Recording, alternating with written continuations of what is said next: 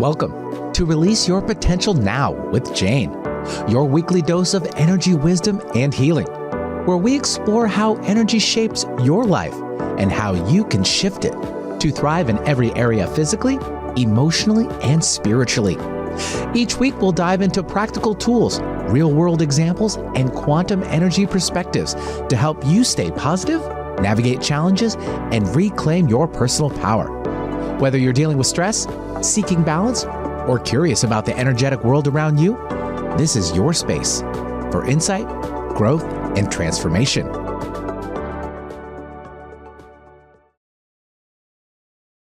Hello, and welcome to Release Your Potential Now with Jane.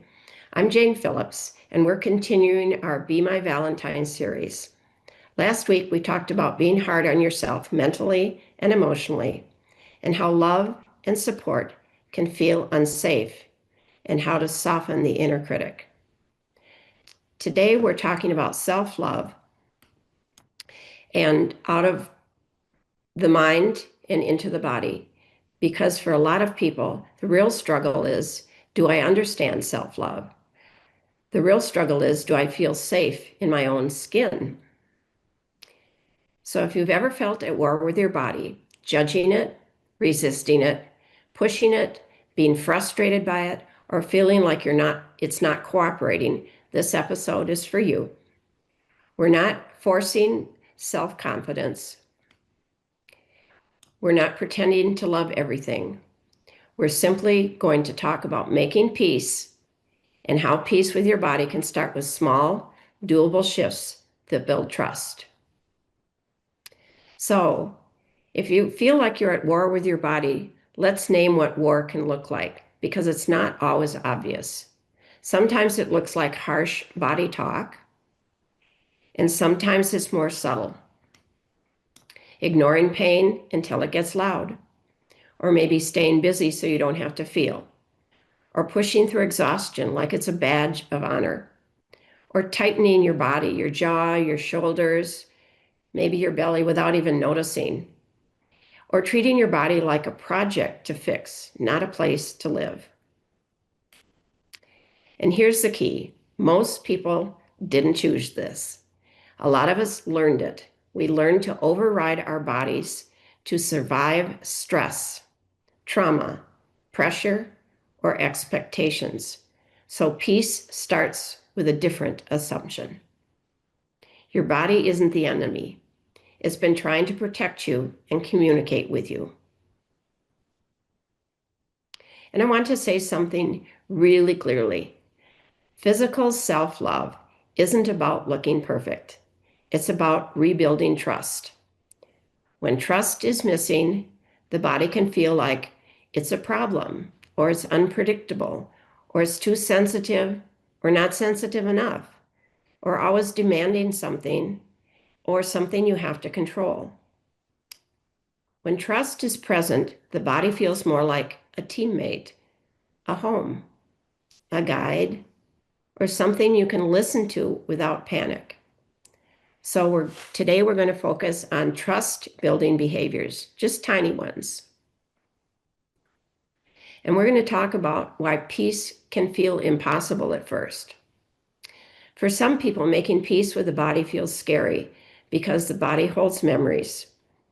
It holds tension, it holds emotions, and if you spent years overriding it, slowing down can bring things up like anxiety, grief, irritation, restlessness, and vulnerability even.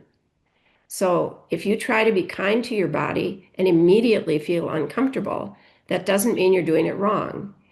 It means your nervous system is adjusting to a new way of relating. And also,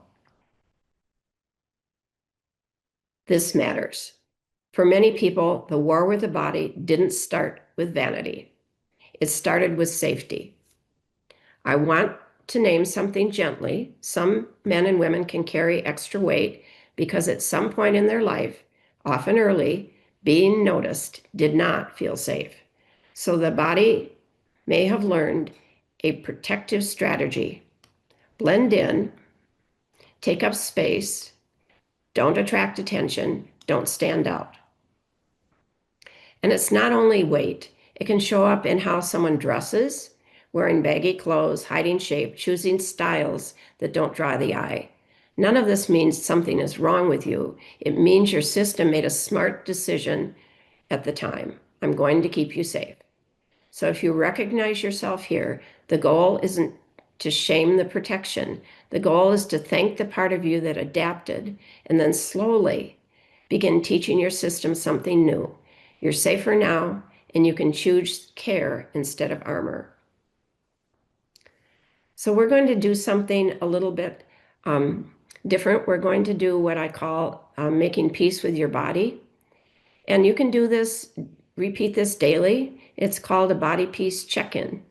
So you can put your hand on your heart or your belly. I sometimes do both, whichever feels more neutral to you. And then take one slower breath than usual, just a really slow breath. And then ask your body, just tune in. What do you need from me today? Not forever, not a huge plan, just what do you need today? And then ask, what's one small thing I can do to build my trust with you? And wait. And don't worry if nothing comes to you. Most people actually get an idea. That's your intuition talking. But if you get nothing, maybe it'll come to you later. But just take the time to ask. And here's the important part. The answer should be small enough that you'll actually do it.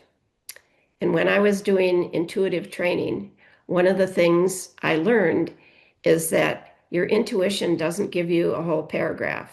It'll give you like one word. It might just say breathe, or it might just say be silent, but it won't give you a whole paragraph. It'll give you something simple. And then actually do it. So if it says breathe, and you find that you're holding your breath because you're stressed a lot, that's your higher self, your intuition giving you some clues that you'll have a better day if you can just breathe. So trust is built through follow through, not through grand promises. So 3 ways that we kind of break trust with our bodies. We don't do it intentionally, but we ignore the signals. So one of the things that I've learned as a practitioner, a quantum energy and body worker practitioner, is that we often ignore the subtle things, like we have a little twinge in our elbow, and then all of a sudden it turns into something bigger. So we wait until our body's screaming, and then it's a big problem. So it screams, it's pain, you've got migraines, you've got burnout, you've got breakdown. So the concept is, if you notice even a subtle thing, respond earlier. Example might be you're able to stretch for 30 seconds when you're in the middle of a project and your body feels tight. Or you can drink water, or maybe just step outside. It's not perfect. Just doing it earlier will help. And we often speak really harshly and judge our body. So even motivational harshness, like if you're one of the people that goes to the gym or you have a trainer. I had a trainer that pushed me more than I wanted to. He's not my trainer anymore, but motivational, just one more rep, that sort of thing, or what creates internal threat. Your body's listening, but it's a part of you. And in some ways, it's like a separate part of you that you can talk to. So try and switch to some more neutral energy and language. And instead of I hate my body, try I'm struggling with you right now. I'm struggling with my body right now. I'm learning to be calmer about it. And neutral is powerful, especially when you can't say I love my body right now because it doesn't feel right. And the third thing is we use control instead of care. So control is talking to your body, is I like you when you change, right? It's if you go to a friend or you're working with children, or it said, I like it. I like you when you're this way, right? And care says, I'll support you where you are. And so you can choose one act of care that has nothing to do with fixing. And it might be warmth or sleep or some gentle movement or drinking a glass of water, trying to ease tension through breathing, anything that signals to your body support. So those are things that all of these are ideas that you can do to have a better relationship with your body and to allow it to help you better. So I have a little quick commercial here right now. So if you want a deeper connection with your body, but you're still feeling guarded, you may have something called a heart wall. And Dr. Bradley Nelson is somebody who created this idea that emotions can be trapped in our bodies. And specifically, he figured out that his wife was having some challenges, and he figured out that she had a lot of emotions trapped specifically around her heart. And when he was able to release them, their whole relationship improved.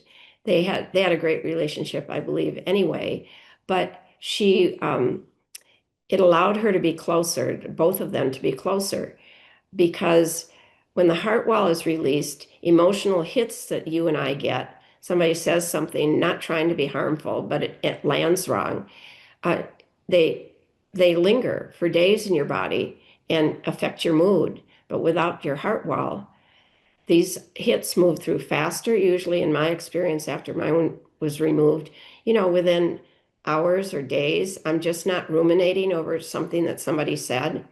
So if you're curious about heart wall removal, this is something I do. You can go to janecphillips.com to learn more and send me an email, and I'm happy to talk to you about it. We'll get something set up to explain how it works. And then if you email me during the month of February, then you'll get 10% off the cost of having the removal. Usually takes several sessions. So, okay, back to the podcast here. So we're trying to move from the war with your body to neutrality to support. So if you're at war with your body, however you want to describe that, going straight to, oh, I love my body and I'm embracing it, can feel pretty impossible. So I've created something called the peace ladder. And it's several steps. But the first one is just being honest. So you be honest that you're at war with your body and you're not happy. And then after you've done that, just confessing it is a start. And you can let your body know as though it's another person. I find I'm at war with you. But the next step is trying to go to neutrality, but I'm going to learn to listen.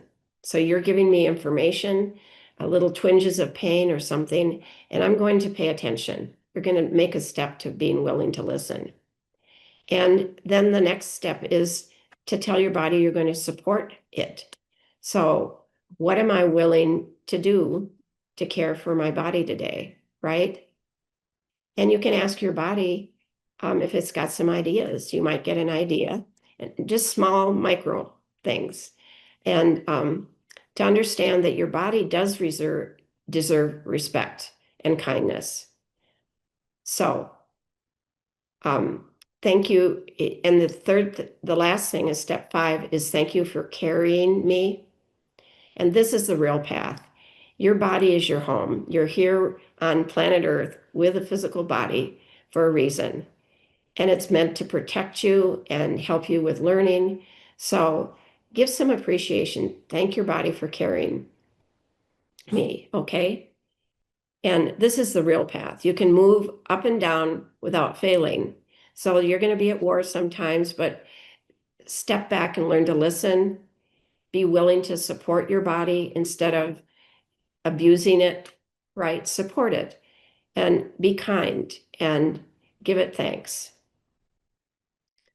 So I've got 3 practical, like be your Valentine. Yeah, this is self-care actions that you can do today.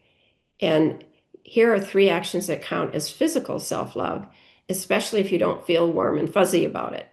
So the first one is just to unclench. So set a reminder twice a day if you can. that you're going to loosen your body up. You're going to loosen your jaw, your shoulders, your belly. Drop your shoulders down.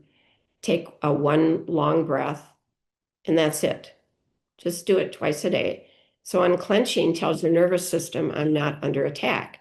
And when your nervous system feels under attack, it creates cortisol. And cortisol is the stress hormone that prevents you from thinking positively and being creative. So just doing the unclench thing is really important if you can do that. So the second thing is do comfort things first. So add comfort before you try and fix anything, because you want those hormones that are getting in your way to turn off. So you could have a warm shower, if it's right, a heating pad, cozy socks, walk slower, softer lighting. Some of us are still working at desks at home. So maybe you fix the lighting so that it allows you to think more clearly. And comfort is not laziness, it's regulating things for your body.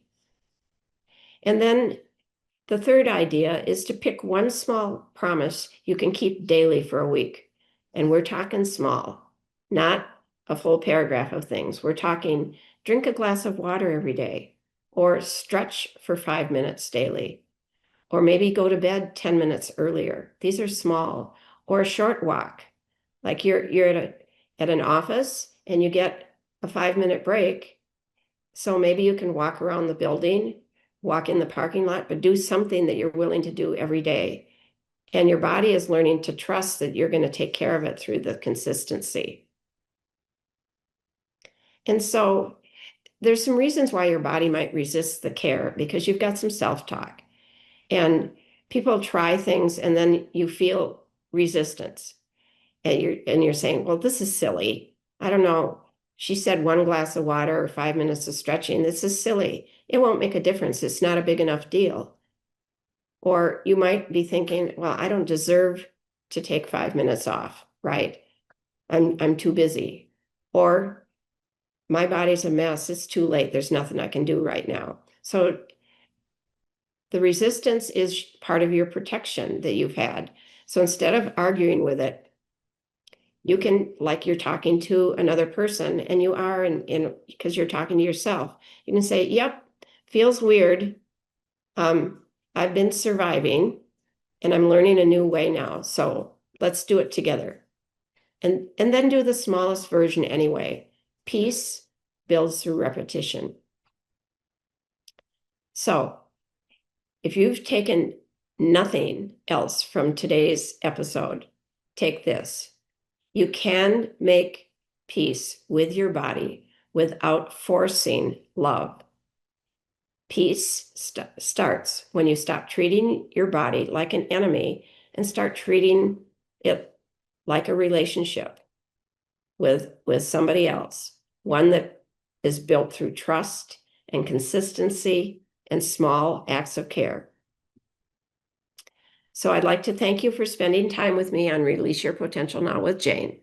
Next week, we'll continue our Be My Valentine series by shifting from loving yourself to loving others, and what it means to stay connected without losing yourself. Until then, choose one small act of peace with your body and let that be enough. I'm Jane Phillips, and this has been Release Your Potential Now with Jane. Thank you.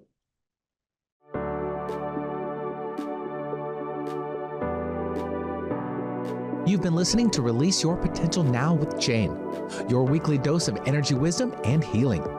Tune in on Transformation Talk Radio to unlock the power of energy healing and transform your life one insight at a time. Share this episode with a friend who's feeling stuck and might benefit from a little extra support on their journey. Together, we can create a ripple effect of healing and positivity, empowering individuals to live healthier, more joyful lives. Are you ready to gain control of your life and health? Then visit janecphillips.com to book a session, join a workshop, or explore how energy wisdom can help you heal and thrive.